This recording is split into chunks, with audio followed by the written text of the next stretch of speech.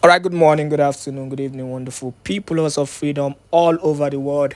Wherever you're joining us from today, you're highly welcome to Let's Talk TV, your one and only YouTube platform, that gives you quality news and information on all the activities happening in Biafran territory. Please subscribe to this channel, and also do not forget to make sure you share this video to as many groups and platforms as possible. It is highly sacrosanct that you continue to share our videos because this is your home of first class Biafran information. Now, straight up to the issue on ground today. Since stand like this, everybody heard about the story of the Ďanğøtè refinery that caught fire. Now, there's a very interesting issue concerning the reason and what led to the fire outbreak. But I want you to understand that most of the prophecies, that were prophesied, during the Biafran struggles and a lot of things. I could remember, the Prime Minister Simona Èkpá said something concerning the Ďanğøtè refinery and all that. In as much as I don't want to go into that conversation. And also, Odumeje, the Indaboski man who also predicted and told people to pray concerning the Ďanğøtè refinery. But that is not my issue, because the Northern elders, the ARA group, has come out to make, I'll use the word, a blasphemous attack, or a blasphemous statement concerning the fire outbreak, in the refinery. And that is the news I am going to give you. But do not forget to continue to share this video to as many groups and platforms as possible. Now, the news in detail. A northern group, ARA think tank ATTK, has blamed the fire incident that gutted part of Ďanğøtè refinery in Lagos on Monday or Wednesday on those who don't want Alhaji Aliko Ďanğøtè to succeed and who don't want the refinery to function. Now, who be these people where ARA they talk about? ARA, this northern group, and how they dislike the Igbos. But I'm going to try as much as possible not to be tribalistic. But the truth, our people have failed, to speak up against entities like this northern group, who is always castigating every activities of the Igbos. Now, let us go to that same Lagos that we were talking about. In Lagos, the Ladipo international market that everybody knows about was brutalized and scattered by the Lagos state government. Nobody said anything about it. ARA is coming out to speak. They are not going straight. I go and mark. You see this particular news. I want you to download this news and keep it. Mark this thing. I'm telling you. In the next few weeks, ARA will come out to say that Igbos were the one that orchestrated, the attack on Ďanğøtè refineries. And the Afonjas, which is the Yorubas, they will support this same motive. They are going to come out to speak against Igbos. They are going to push it to the Igbos. Because the Zoological Republic of Nigeria, that contraption called Nigeria, is already on the level of, tribalism and breakup, which we are seeing. And the funniest thing? Because of the fact that they do not have anything against the Igbos, they are fighting and doing everything possible to make sure that they bring down the Igbos, to make sure that anything they are doing is being linked to the struggle, so that the struggle will be seen by international communities and as unhealthy or as a major problem of their so-called contraption. But we've gotten to a level where, nobody gives a damn about what happens, in the Zoological Republic of Nigeria. That is the level, that we are in currently. But meanwhile, let us continue with what ARA Youth is saying. The chief convener of ARA think tank, Mohammed Alhaji Yakubu, in a statement on Wednesday, described such people as enemies of Nigeria, who doesn't want any good to come out of the country and would go to any length to frustrate President Bola Tinubu's government from succeeding in making socio-economic life better for the citizen. The same people that is still hitting against Tinubu. He said, enemies of Nigeria are at work. Those who do not want Alhaji Aliko Ďanğøtè and Tinubu to succeed. Nigeria and Nigerians will eventually triumph. In their words, he said, the fire is happening few days after the owner of the refinery, Aliko Ďanğøtè, explained how international oil companies, IOC, are trying to frustrate him. We want to urge Aliko Ďanğøtè not to be disturbed because the journey to success is full of challenges. And it is our belief that despite the fire that gutted part of the refinery, it will bounce back to function soon. Saboteurs and enemies of progress will eventually be put to shame because that section of the refinery is still under construction, aiming to ease the problem of fuel crisis in the country. The ARA Group went further in their statement to say, it is unfortunate that some dubious persons wanted to destroy the refineries, which is the world's largest single-train refinery owned by Africa's richest man, Aliko Ďanğøtè, who has been contributing to economic development to our dear country, Nigeria. We are, however, happy that the fire which occurred at his effluent treatment plant was swiftly contained, and there was no record injury or body harm to any staff on duty. Nigerians should be grateful as a people that Aliko Ďanğøtè decided to create employment by siting the refinery in the country instead of taking it to neighboring countries. Let us pause there first. I don't want to start entering the issue of Aliko Ďanğøtè because that is not my interest for today. Because the same people who are claiming that Ďanğøtè, is helping out in giving a lot of people employment, failed to also let us know that Ďanğøtè has actually, caused a lot of hardship in the whole country. Aliko Ďanğøtè has caused a lot of hardship in the whole country. Like I said, I don't want to go into that details for now. That is not the aim of this news. The aim of the news is to make sure that I continue to expose Arewa, the Northern group, and the Afonjas. If there is one thing I will keep on, I don't care. If you belong to them, it's better you leave my channel. But the reality must be said. You people have continuously to kick against the Igbos for no reason whatsoever. Oh, we are tired according to the fight currently. The least you can do is, even though you don't want to support, let these people go. Support them in any way for them to go. Stop hitting against them. I saw a comment on Twitter, where one of the Afonjas, in quotes, came out, and he was actually mocking the Igbos. Like, there is no refinery in Igbo land, there is no major airport, there is no this, there is no that. The same pattern that they have actually been using to impoverish the Igbos. That is why they cannot give a major construction in Igbo land.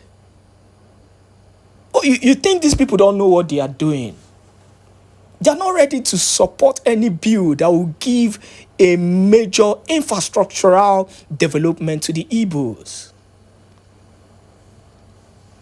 Ask me why there are no certain infrastructural development in Biafra land, except the ones that Igbos, and Biafrans are creating for themselves. That is how you're being hated by these so-called people that you claim to be having one Nigeria with. By the time you will understand, how you're being hated by these people. For those of you who still believe in the one Nigerian syndrome, it would have been too late. Now, see how they are. I'm not going to continue with that. I'm not going to continue with, with that, with the write-up from Arewa, from the Northern group. But I want you to know the angle that they are driving this whole thing into. And that angle is the angle of dragging the Igbos once again. Since the Igbos have suddenly become, their major problem now. But we still know that these same people, with their terrorist army, they are the ones who has been pushing and funding banditry, who have been pushing and funding terrorism. But yet, Igbos are their major problem. Every day on their television, every day on their media outlets, you'll be hearing Simona Èkpá this, Simona Èkpá that. Oh, but the young man is only fighting and protecting his people. So I want you to go to the comment section and, give us your own input concerning this issue, because, the Arewa community said a lot. But I'm going to pause it here. And I want to play the video, very important video, from the Prime Minister, how he was able to react, towards this issue. But this is totally something different.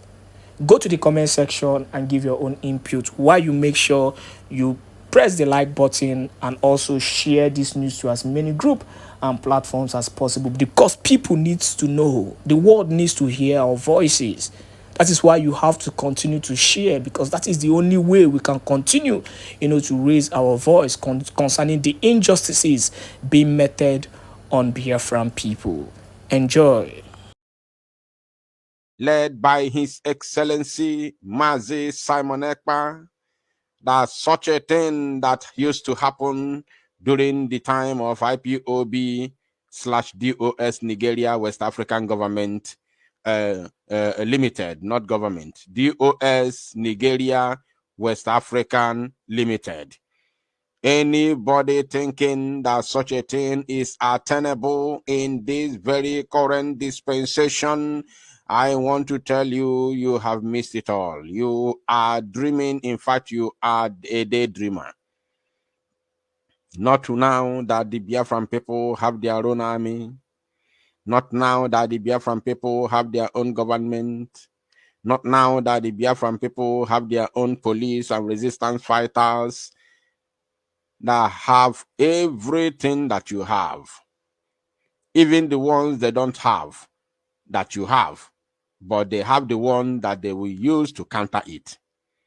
So not now, not tomorrow, not ever again. The time has passed when the zoo Ďanğøtè will come. You see this street now. Let me make it full a little bit. You see the street. You see this very street you are seeing. There was a time under the criminals DOS Nigeria West African Limited, you will see these terrorists lying down on this road. Now you see this empty road. They will lie down like people who are at war, who are in the old Èkpá war. They will lie down here, pointing their guns at innocent people with live ammunition and shot at them indiscriminately with live ammunition. And these fools, these cowards on Chinese television, BBC, both their Igbo, Yoruba, Hausa, these fools from Arise News, these idiots from TVC, including their counterparts who write on newspapers. The only thing you will see is IPOB clash with security agents. They will come and tell you IPOB clash with security agents in Southeast. That is what they tell you. These idiots, Many of you who are from Biafra land and you are working under the Ďanğøtè useless media platforms, you will be banned from entering Biafra land when the time comes. Very, very soon. They will write on the pages of newspaper, IPOB clash with security agents in Southeast. Now it is no longer IPOB clashed. We don't have to clash anymore. We deal with them decisively, and now they target violence. You see the way they reason? This is how they roll, because they are evil. When they come to our land and massacre innocent, unarmed IPOB members who only carry Biafra flag and placards marching on the street on a peaceful protest, they will come, lie down like Ecomog war soldiers, shot at them, massacre them, deal with them anyway, anyhow they like, and at the end of the day, the Nigerian media will write IPOB clash with security agents in the Southeast. So it is better they are saying now that it is better they are saying violence rather than clash. It's okay, no problem. Since that is what they have chosen, no problem about that. But I have said already, we do not support violence here, and we cannot sit back and watch people come to our land, invade our land, and massacre our people without any repercussion. Now, let us listen to them. Forces on the other, there's a new push for a way. Lawmakers from the House of Representatives across party and ethnic lines have written to President Tinubu urging him to set Mr. Kanu free and discontinue his trial. They say they are increasingly convinced that this will dramatically lessen the hum of mutual suspicion and lead to the restoration of peace in the Southeast. So what kind of response are they likely to get from the Tinubu administration? And how much would the lid be let off the gunpowder if Mr. Kanu remains in detention for the foreseeable future? And again, before we continue, he said, unleashed violence on the innocent people. It is another lie.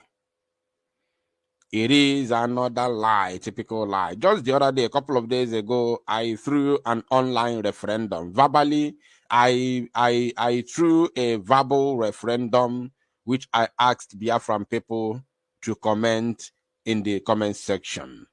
I asked if you have been molested, intimidated, treated wrongly by the Biafra Liberation Army personnel or Biafra Liberation Army, forces. I throw that very open referendum for our people. Believe you me, 100%, I'm not saying 99% or 99.999%, no. 100% of all Biafrans that commented in that very video said no, they have never witnessed anything like that. I even went as far as saying that if your family member or your village person has been molested, and the innocent person indeed, not Undio Suimi, has been molested, treated wrongly by the BLA, comment in the comment section. I want to assure you, my people, honestly speaking, over that very video gathered more than 200 comments. Everybody said, no, there is nothing like that.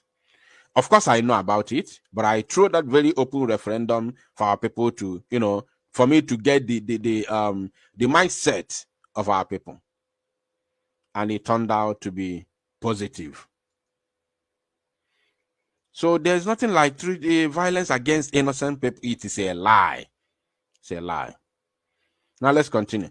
Of course, we know the people who are disguising.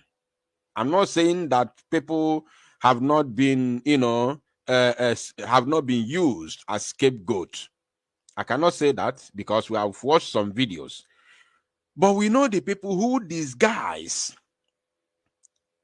and come into some communities, set shops ablaze, destroy properties of innocent Biafrans in order to blackmail Mazi Simon Èkpá, and both by the then autopilot and now the Biafra Republic government in exile. I have seen. And who have they been using to commit this heinous crime? China Sanworu. They have been using China Sanworu, the ones that the Ďanğøtè army cannot do, and police cannot do it because of the heinous crime that is being planned and targeted to commit. They will use China Sanworu's Dead Men Squad. Many of you know what I'm talking about. Yes. But since I do by this CFAK, by GFONU, that story has been a thing of the past. And I want to say kudos. I want to give kudos to the Biafran Prime Minister, His Excellency Mazi Simon Èkpá, and of course the entire BLGIE government. If Mr. Kanu remains in detention for the foreseeable future.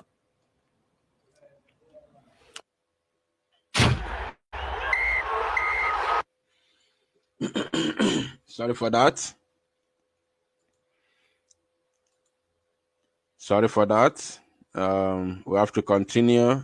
Let the adverts play. We have come to stay and we are not moving an inch. It doesn't matter what they say.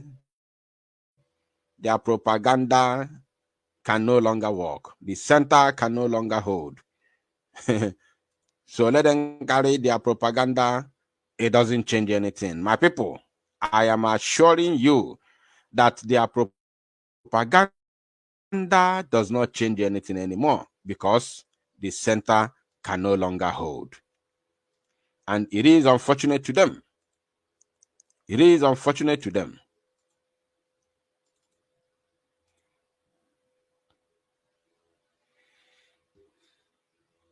All right, we have to continue with the video.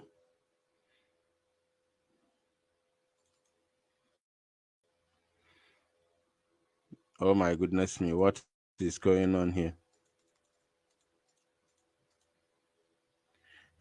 Please, so sorry for this delay because it seems like them and Mbazulika Amechi them to his blessed memory. He was a good man.